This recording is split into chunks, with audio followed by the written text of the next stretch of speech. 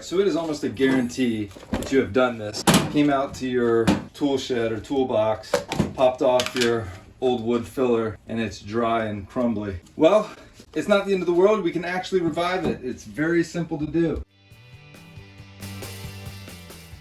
I don't need all of this for the project that I'm going to be doing today, so I'm actually going to put it in a small little cup, but just some acetone will actually, mixed in with this, will actually loosen it up and get the consistency going exactly the way that we want it. So I'm going to show you how right now, but you can see it's not terrible.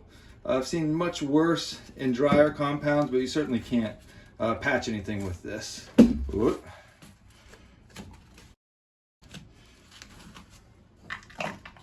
And put a little in here. And you will be surprised at how easily and quickly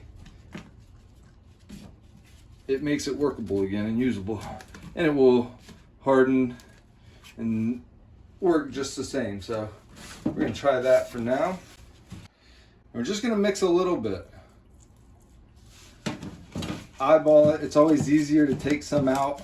Or I'm sorry, it's always easier to add more than it is take it out. Take a putty knife here.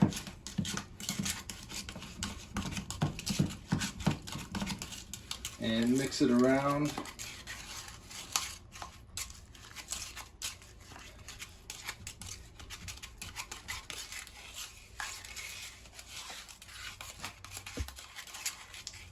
And that will be just about perfect.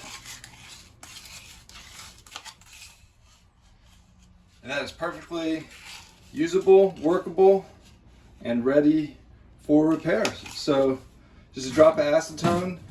Can be a couple dollars for a smaller tub, but a very simple fix. Don't go buying a new box of the filler if you don't need to. So take care. Hope that was very useful.